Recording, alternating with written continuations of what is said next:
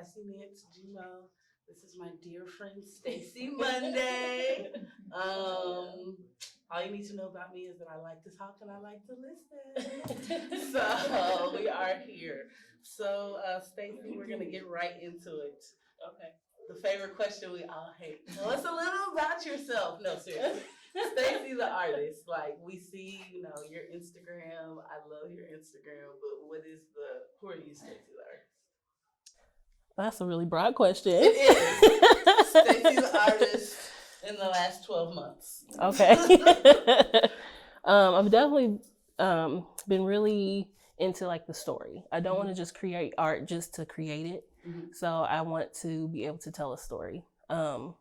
So everything that I do like has a meaning behind it, and I hope that it's like it inspires people, it makes you feel good about yourself. So all of that. Mm-hmm. Mm-hmm. I can totally see that. That makes sense. So you said in the last 12 months, because I narrowed it down, that it's not just about the art, but it's about the story, right? So before that 12 months, what was your inception into this work? Have you always been story-based with your portraits, or? So when I first started in 2014 as an artist, okay. Yeah. I'm actually an artist that I feel that God has led me to be an artist. Mm-hmm. So when I first started, I was a stay-at-home mom, mm-hmm. and I just wanted to know like if I had more of a purpose. Mm-hmm. So it's something that I asked God about, and he told me he wanted me to be an artist. Mm-hmm. I told God I don't have time, mm-hmm. because I'm too busy. You're too busy. And God was like, oh, you can just sleep less. So I would get up at 3 a.m, uh-huh. and I would paint, okay. and listen to worship music. Uh-huh. And so that kind of began everything for me. Okay. So the thing is, because I felt that God wanted me to be an artist, I thought that I had to stay in a box.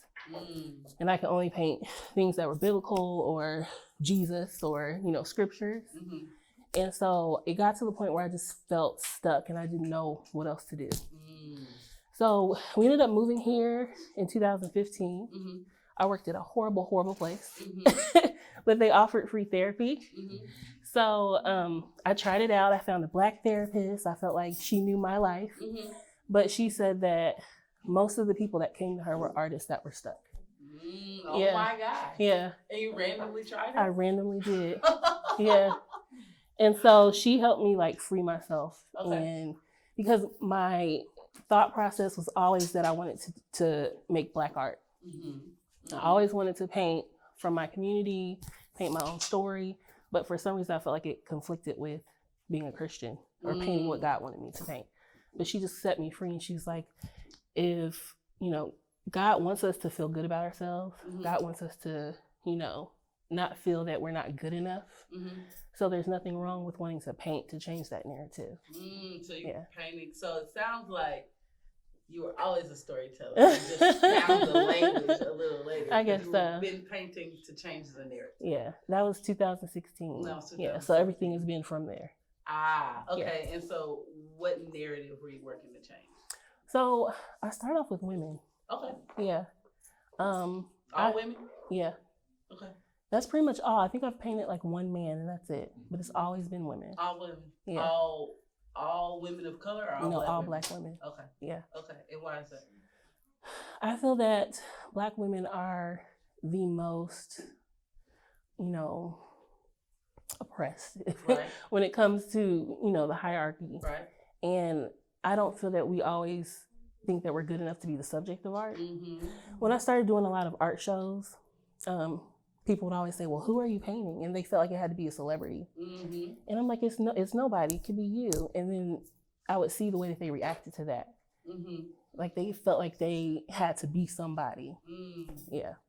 So I want to go back a little bit. Not good enough to be the subject. You felt like that. Is that something that you felt like you saw in the narrative? Like, where did that keep coming up? I think it comes up a lot in Black culture. Mm-hmm. Like we idolize celebrities. Right. So that's normally who we see as the subject. Right.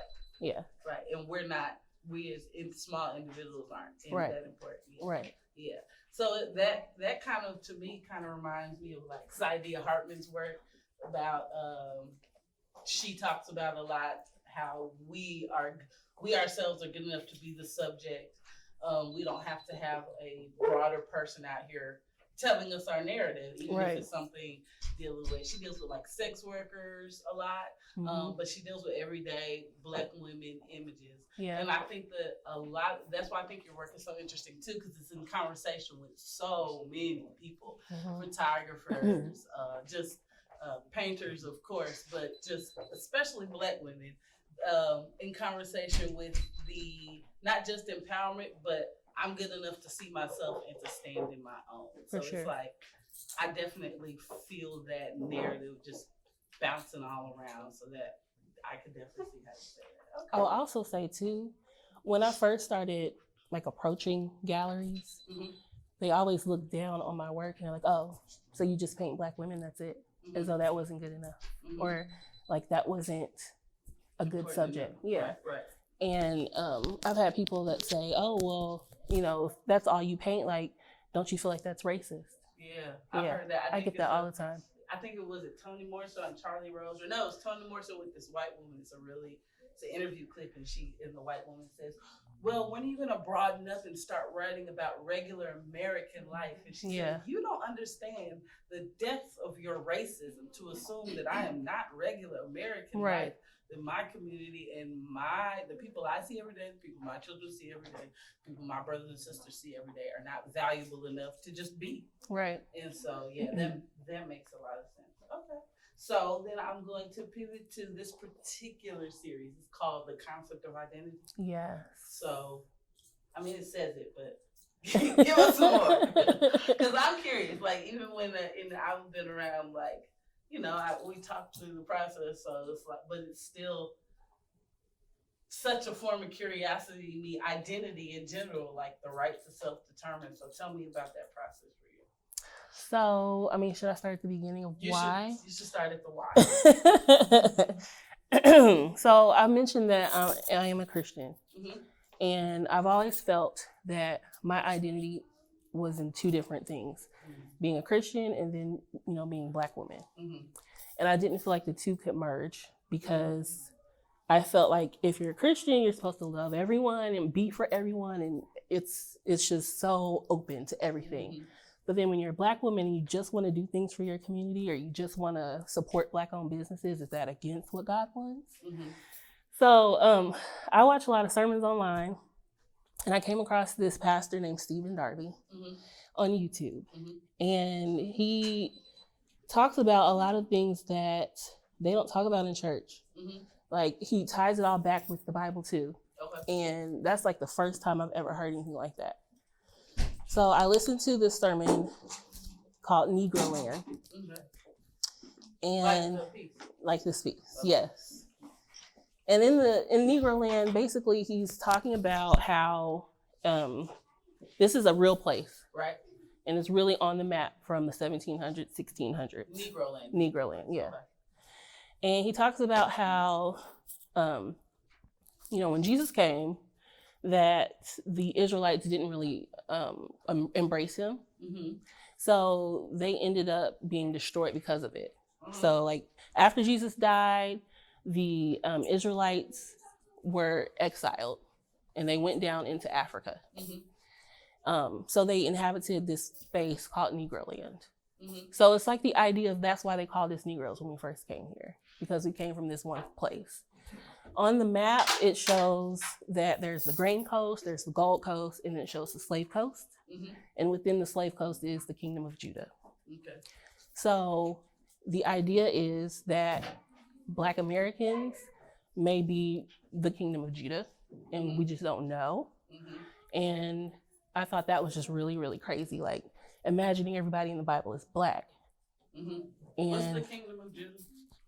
It's it's like one of the 12 tribes of the Israelites. I was thinking it was that, but I just want to make sure. It's like the line that Jesus came through. Okay. Yeah.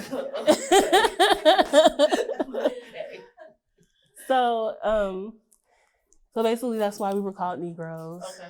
And so I said, okay, if Negro Land is real, if this is, you know, really what it is, I want to find an ancestor from there. I want to be able to say, this is where I'm from. And so that's kind of what started everything. That was the beginning. Yeah. Okay, so I'm going to go back to what you just said about these two identities, about how you said, and I'm paraphrasing what you just said, but you said you felt like you had two identities, this Black woman's identity and this identity of Christianity. And those two never met until you came across TV Darby. For sure. But prior to that, what is that like, putting yourself in a box and compartmentalizing yourself? What had that done? How did that feel for you, and how did that even live out in your work? If it did at all. It definitely, I still kind of struggle with guilt sometimes, you know? Okay. And then it still made me feel like when I go to church, I don't always feel that connection sometimes because everything is just so broad and nobody really talks about the people in the Bible and who they were and what they look like. And I just feel like I had so many more questions, but I didn't feel like I could question it. Right. You just kind of have to go with the flow. Right. I feel like here in our system of white supremacy and our system of hyper-capitalism and our system of education, the way to go is not questioning, right? Yeah. And so we're taught that in most religions. I mean, if you grow up in church, you're taught that. If you grow up in the mosque, you're taught that. If you grow up, in the homeschool environment, except for unschooling, I guess, I don't know. You're taught that, but, it's just such a industrialized, cyclical way of thinking to keep the generational patterns going because essentially it's tied to economics, right? And so if we sit and we identify with Negro Land, that it's more than just this concept, right? That's why I think this concept that Stephen Darby's brought to us is so powerful, because it's more than just this concept. It's actualized in this land. Right. And if it's actualized in this land, and somebody is from this land, you mentioned you wanted to find this ancestor that was from this land. So if I can't find this ancestor that's necessarily from this Negro land, where can I find my ancestors from? Because I'm not a peopleless person, right? We are brought to think that we're peopleless persons. We're individuals. We're, even with society design, it's very individual. It's not as communal. And so how did you go from, okay, maybe I got stuck, for lack of a better term, here looking for an ancestor, but now instead of just staying in this stuckness and saying, you know what, I ain't got nobody from Negro Land, forget it, I don't know where I'm from, woe is me. How do you go from that to saying, okay, let me find, because there's a piece right here that has records on it, you know, and I'm reading about it, and I'm so drawn to that. So how do we go make this transition from I'm stuck here to working through the stuckness? Okay, so I just started researching. Okay. And I just did as much as I could. Okay. Researching what? Researching my genealogy. Okay. Yeah. Okay. So I started, and while I was researching, I came across another ideology, and that's from another person on YouTube. Okay. And his name is Dan Calloway. Okay. So Dan Calloway says that like a high percentage of African Americans are actually Native Americans. We're indigenous. Yeah. Right. So it's the idea that the slave trade is kind of a lie, that they didn't really have as many as they say, that it was like a paper genocide with us, that they made it seem like we don't belong here. So that was confusing. It was two different things. And I was like, okay, I have to figure it out. And so that's why I was like, I'll just trace my genealogy until I find the truth. Yeah. And so take me through the tracing genealogy process. So when I started, I only knew my grandparents. I know that all of my family is from Oklahoma. And I feel like my dad told me when I was a kid that our ancestors were slaves of the Creek Indian tribe. So I just started with the Dawes Roll because what's that? The Dawes Roll is where the U.S. government came in because they were giving out land to the Native Americans and basically like making them pick a plot of land. Is that also when you hear people say, "Oh, you're a $5 Indian"? Or 50? Is it 5 or 50? It's $5. $5 Indian, and that's where people, white folks or people that look white, I don't know how they want to identify, were putting themselves on the registration. So For you sure. see a lot of people who are Indian who look like white people, and people who look like me. They're like, no, you're not Indian. You just got good hair and small lips. Your grandma looked like this or whatever. Okay. And you're from Oklahoma. Yeah. So that's that thing. Yeah, that's where it came from. Okay, I'm just trying to connect it up. But it was like after the Civil War, the Native Americans could no longer have their own government, and the U.S. government wanted to come in and say, okay, you need to pick this amount of land. Okay. Whatever was left over, they ended up selling. It was like this whole thing. Okay. So everybody had to register for whatever tribe they were from. Okay. So on the Dolls Roll, just online, and I just typed in Monday. And I got like a whole page, and I didn't recognize anybody. So I was like, let me just start asking. And I just started asking around, and my mom, she's like, oh, that's your great-grandfather on there. And so I just kind of started from there. There's so many sources that comes with the freedmen of the 5 civilized tribes, which is not something that people know, that the Indians did have slaves. So what is the freedmen of the 5? You can't just be throwing out. Oh, I'm sorry. What is the freedmen of the 5 civilized tribes? So, freedmen. Hold on. Freedmen. Okay, freedmen of the 5 civilized tribes. So they are all of the slaves from the 5 Native American tribes, and they were considered freedmen after the Civil War. Yeah. And these were the slaves that were owned by the 5 Native American tribes in Oklahoma? Yes. Okay. And before. And before. Yeah. So the territory we now know is Oklahoma. Yeah. Okay. I'm here now. Okay. So yeah, they're like the most documented group of freedmen. Okay. So when I say freedmen, I also can consider just anybody who was a slave, any Black person who was a slave. But I mean from the Indian tribes. Yeah. So I started with that, and I was able to just kind of piece together different documents. And there's actually a book called The Campbell's Abstract of Creek Freedmen. And it basically like outlines everybody who applied for the tribe. It lists who their mother was, their dad, all of that. That's the Campbell's Abstract of Greek Freedmen. Of Creek Freedmen, yes. Creek, like Creek Indian. Yes. I was just about to be like, why is it Creek? But it's Creek. Yeah. Okay. So I was able to find so many people on there, and I was able to trace my ancestry all that with way. the same Monday as their moniker. Yeah, that's where I started. I started with Monday because that's the only thing I knew. And you were able to trace back. So when you were tracing, what emotions led to the action of creating? I think that I started with trying to understand who the Creek were, and like understanding the beginning of everything. You know what you gotta tell us. I will. Creek.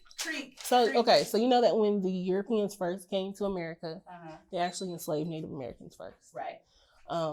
They sent a lot of them to the West Indies.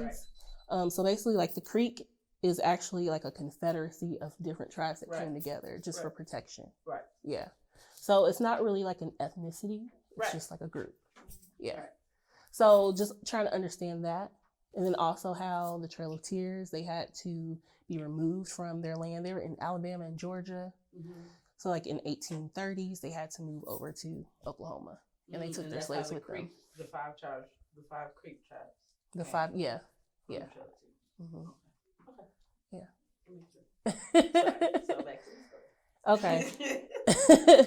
But I was able to find that my ancestors were given different things that came with being part of the tribe. So they were given land, which made me feel really good. Right. To say that, okay, we were landowners. Okay. And not just a little bit, we were given like 160 acres of land per person. So if I was to add up all of the land, it's over like 2,500 acres in Muskogee, Oklahoma right now. And that made me feel really good. I found a lot of good little jewels, but then I found a lot of things that just doesn't really make you happy. There's a lot of trauma. I found generational curses in my family. It was a whole emotional thing. I would go to the Family Research Center 2 days a week. And it's actually the Church of the Latter-day Saints, which is a story in itself. But they're the ones, they run this website called FamilySearch.org. It's free, and they give you all these free resources. And so they have all these different places you can go and research. Yeah. So it was a place that they would help you. They have access to microfilm, and it was a place that's surrounded by white Jesus. Wow. Yeah. Surrounded by white Jesus. Yes. Okay, I want to pause you so I can go back really quick. Yeah. You talked about generational curses. Then you also said before that your mother, when you started bringing up Monday, and you were like, oh yeah, your mom was like, oh yeah, that's your great great aunt or whatever it is. So did you experience a lot of people that were very protective about the information because it was tied to so much trauma, and knowing that we're coming up on the biennial of Tulsa, and of course before now the wider public would think that 12 people were massacred in the Tulsa riots, and we all know there's hundreds of thousands, right? Yeah. And so did you come across a lot of that trauma and pain that's tied to finding out who you are, like you said, that might not be, and there's a side that was not so favorable, but it was out of your ancestors' control. It was like they were, not that they weren't victors in their victimhood, but somebody was victimizing and oppressing them. For sure. Just like we have this enrollment card on this piece. One of my great grandmothers, I just read the card, and it said that her father was a man named William Rattler. Said her owner was William Rattler. And then her mother was named Lily. And then Lily's owner was William Rattler. So it was interesting to see that keep happening. That, you know, and it was a man that was a Creek by blood. So it was interesting to see that that keeps happening in a different space, like in Native American ways. But I don't know, like I feel that the trauma and stuff that I basically found in my family, well, yeah, they didn't really want to talk about a lot of things. When I asked my grandfather about the land, it was like at first he didn't really want to talk about it. I found that a lot of my a lot of the people, like the elders in my family, they weren't that open. Yeah. But this kind of brought us closer together because I met cousins, I met different people that I, didn't know we were family and that had information. I got little bits and pieces. I had a cousin tell me about the Trail of Tears, that story was passed down. That they said that it was so cold and it was such a miserable journey. And when I went and looked it up, it did happen in November. So yeah, I thought that was really crazy that was something that was passed down. Yeah. And so you're telling me about how all of this led you to the series. So I would paint and then research, because when you research, you're going to find a lot of different things that can be really sad, and you have to process it in some way. So painting for me was the way to process it. Painting was the way to process it. Yeah. Okay, so did you start, when you were processing it through, did you have a vision of what you were going to create in mind? To be honest, every time I start a piece, I never know what it's going to look like when I finish it. Like, I wish I could just plan it out and say, this is what it's going to be, but it never happens that way. Why do you think that is? When I paint, I have to stay connected to God. I have to listen to sermons. I have to listen to worship music. So I think it's like a prophetic kind of way that it happens. Yeah. I've definitely heard the ideology that creativity is not something you turn on and off. It's something you tap into. Yeah. And I've heard that from everywhere, all religions, all walks of life. It's just more about vulnerability. Like, to me, when I see these pieces, when I first walked through and looked at the ladies, the women, it's such a openness, so vulnerable, so authentic, so moving in a way that is like, did you mean to share this? Kind of like for me, like kind of thing, and not because did you mean to share it like it shouldn't be shared, but it goes back to that trauma piece, right? We come from families where so much stuff is secretive because it's tied to so much hurt, and that those secrets keep us stuck, and then they also keep us not just mentally stuck, but they keep our families stuck. So, it might be a situation where you know that everybody has X amount of acres, but nobody's willing to talk about it. And not your particular family, just in general. Nobody's willing to talk about it, so the land dies with the person. Which I know has happened in my family. For sure. And I think it's happened in a lot of indigenous people's family. Just in general, because it's so tied to that trauma. The economics is so tied to that trauma. And that brings me to the 1920s in Tulsa. This is the 2020, so it's the biennial of the Block Wall Street. And how did that because we had talked about that briefly, how that aligned with Muskogee and the Black Creek Indians, and just kind of like what the place of being Black and I guess my question is, was there a difference in what you found between the natives, the Black people, and African Americans, or how if that makes sense? Like you were West African who came from here, or were you a Creek Indian who came from here?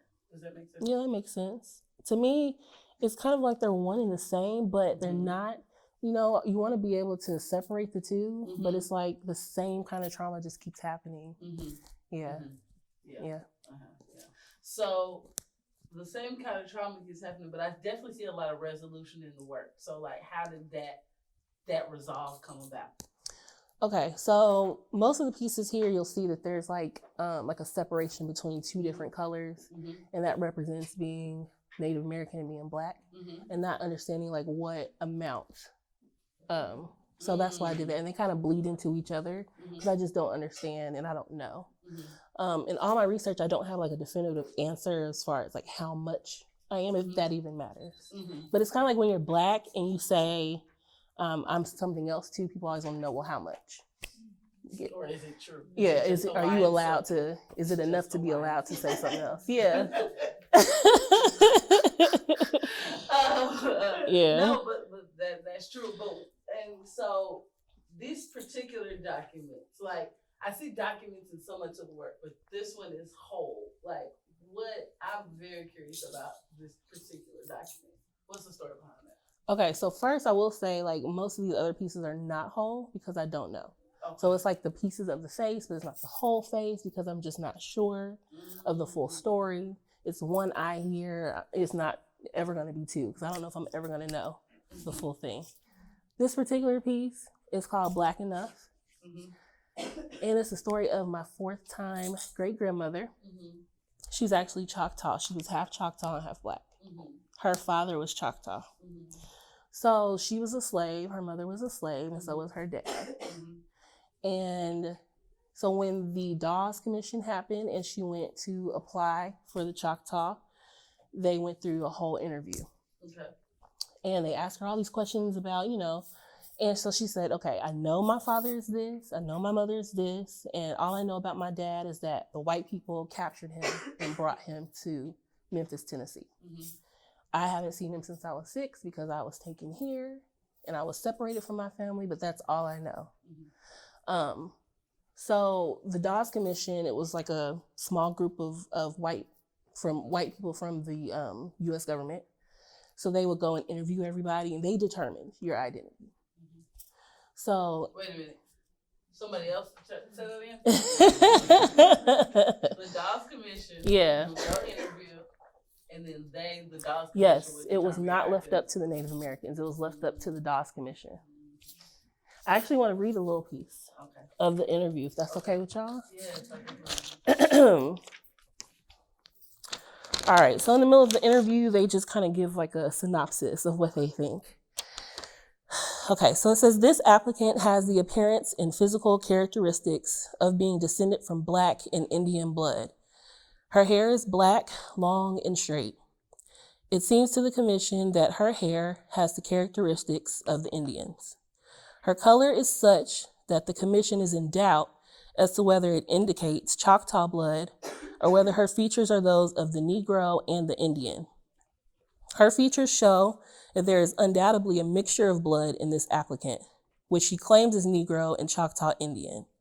She claims one half, and her appearance does not show to the commission that she has that much, but she may possibly possess a little Indian blood. She does not understand or speak the Choctaw language. She claims that her mother was a slave and that her father was stolen by white people and kept as a slave. It actually says white people. So when I say that, that's where I'm getting it from. The commission would suggest that in almost every case where it's claimed that one parent is part Indian and the other a slave, that the parent who had the Indian blood was stolen and made a slave. She has no knowledge of a compliance on the part of her ancestors with the provisions of Article 14 of Treaty of 1830. And that treaty was basically saying, like, if you're part Choctaw, then you need to register here, you need to, all this. But she didn't know her dad. She didn't know anything about it. Mm-hmm. And when you're a slave, you're just kind of taken wherever. So how is she supposed to know who applied and who did what? Mm-hmm. She just knew what her mother told her and what she knew from when she was separated when she was 6. Mm-hmm. And I just thought that resonated a lot with me. Mm-hmm. That resonates with me, especially the idea that somebody's right, or maybe I can't speak to how she felt, but how it reads that they felt empowered to determine for her who she was. That they felt empowered to. It's not called self-determined, right? If it's not them, her. But they lay that. They said, okay, you look like this. Your hair is of Indian. Your skin is of Indian. Your nose is of black. Your daddy might be white. And it sounds like an interrogation. For sure, it is. Right. It is, very much so. In that interrogation, somebody else gets to decide what your nationality or ethnicity is. Yeah. And that same nationality and ethnicity is tied to resources. Yeah, exactly. And that's what I just kept seeing with my ancestors. With the census records, the same ancestors would be mulatto 1 year, and then 10 years later, they're black. And then they're Negro, then they're colored. It was all over the place. Mm-hmm. So that made me feel even more confused. I'm like, why are you mulatto here but black here? Mm-hmm. But the census, the census takers, they were given instructions, and it was up to them to determine what somebody was. That's familiar to 2020. Oh yeah. So if a census taker right now, if I decide you 3 ladies won't answer my census questions, I, as a census taker, have the right to self-determine what you are. Mm-hmm. And so it is definitely some carryover, and that is still tied to economic base and economic resources and what your zip code receives and what your group of people receives. So it sounds like the systems that you have uncovered and you got to know about are systems we need to know about because they're heavily tied to resources. Everything is tied to resources. Yeah. Everything. Yeah. And I will say, like, when the Dawes Commission came in, they would just determine, okay, you're black, you're a freedman.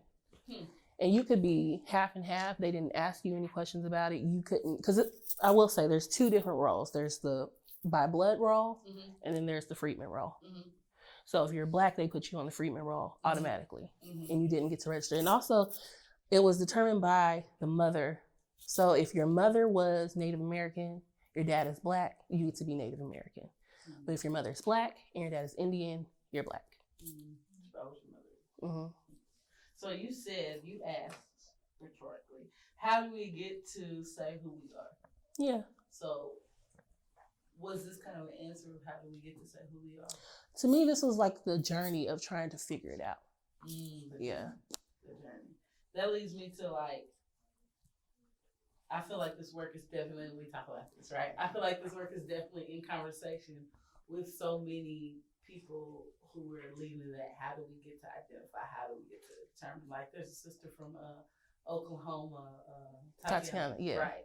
And so Oklahoma was black, or she has the campaign also. Don't Tell Me to Smile. Yeah, Stop Telling Women to Smile. Stop Telling Women to Smile. So that sister's from Oklahoma, and she deals a lot with the right to self-determine. Like, you'll even see the bigger names like Amy Sherrill or Amy Wiley. It's like, we're consumed so much. We're consumed so broadly, and we're used and regurgitated and made so much. We have our presence in general to the culture, our presence in the workplace, our presence in the Industrial Revolution, our presence in the Farming Revolution, our presence in the Cultural Revolution is at the forefront, but our economic base is not at the forefront of that. So it's like that being responsive in this conversation of people who are saying that no, I'm determining myself and I'm determining resources for myself. So it's like more so than like, because you also said that like when you're identifying, and who does your identity matter to other than yourself? That's hard because we're part of the Black community, right? But I don't feel that we're always open to identifying as other things. You know, like I have a friend who she did her genealogy research and she found Hispanic grandmothers and great grandmothers. So now she says I'm Afro-Latina. But for me, I don't know if what is the term? Is it Black Native? Is it, you know, like I don't know what to call it. And I still don't feel like I'm exactly sure what to say. Do you have to be sure to actualize? I don't know. I think there's a certain confidence that comes with knowing who you are. And that's something that I really see like in people who are from Africa. Like they know their tribe, they know their culture. So I feel like I've always had that longing. I'm like, okay, what is it? So for me, it's just wanting to answer that question. I always wonder what if it's just simple as the longing and the wanting to answer, because you're not alone in that at all. Like, I go through that, and several other people I know go through that. What though if it's just as simple as relanguaging it? What if the answer is in the question? What if, like I know we've had this conversation about, a lot of people say, I don't want to go back. What's in Muskogee? I don't want to go back to Tyler. I don't want to go back to Crockett. I don't want to go back to Quitman. I don't want to go back to all these little places. Sweetwater, what's there? What if the healing's in the land? Yeah, for sure. What if the languaging and what if the power is in the land? And I'm not saying we all need to go back and farm the land. I am a city girl. I want the beauty supply. Like, don't get into it.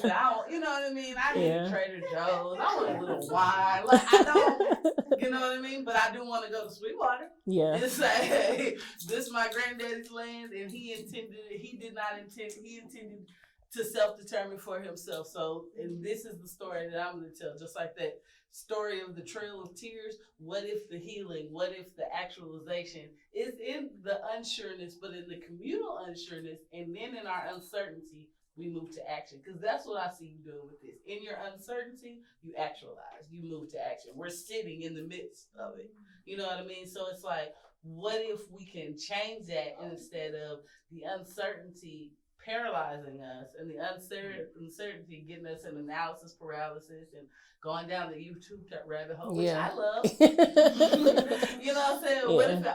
What if it's a both and though? You know what I mean? I feel that. And what if it's a taking it out and taking it to say, okay, I know how to do this research. Here's how we do this research. And this research is great for you to know these people, my ancestors' names, but it's also that every time you're tapping into their greatness too, and you're tapping into things that they have actualized that they might not have been able to verbally pass. Oh, they definitely actualize things. Yeah.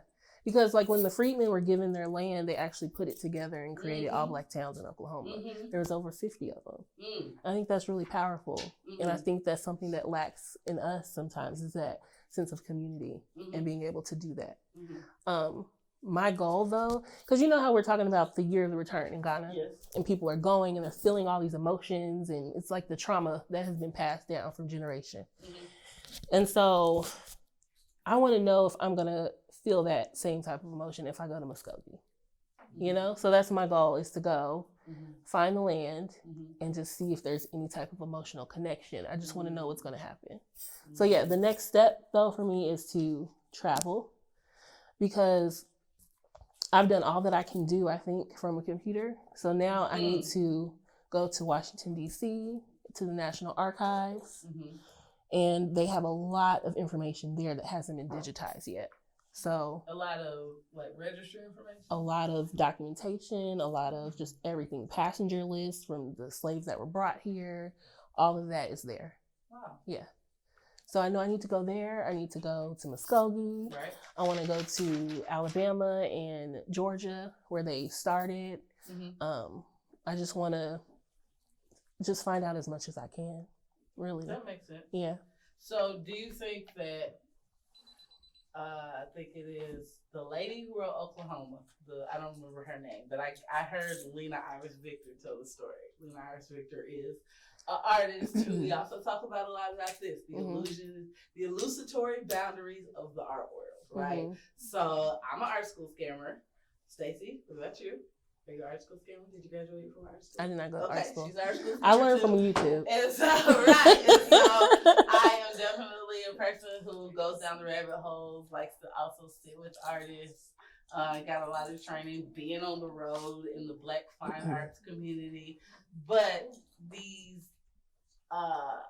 boundaries and the illusion of the art world boundaries and who makes the rules and what type of work gets shown and what type of work is valuable.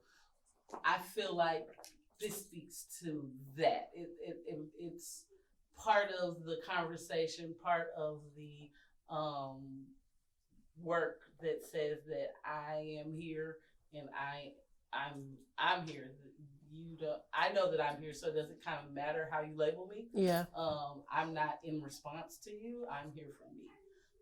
And so I think that what would be something you would tell the Stacie of 7 years ago who said she had to have this painting degree, which, don't get me wrong, all of my friends who are degree professionals, I love y'all. You already know. Like, don't get me wrong, there's so many ways to skin a cat. I'm not like, I think a lot of times we as people, we hear that somebody didn't do something one way and that means that we are throwing shade or being negative about their process. That's not at all what I'm saying. Like, it's kind of like mothering. You got all these children and you got to do everyone differently. Yeah. And so what would you tell the painter, the artist, what did they say, the stuck artist of 7 years ago today? What would you tell her? What would you whisper to her? I guess I would say that there doesn't have to be any rules. I don't allow someone to come in and tell me how to create because this is my own work and this is my own business and nobody should have that right to own me or possess me in my artwork.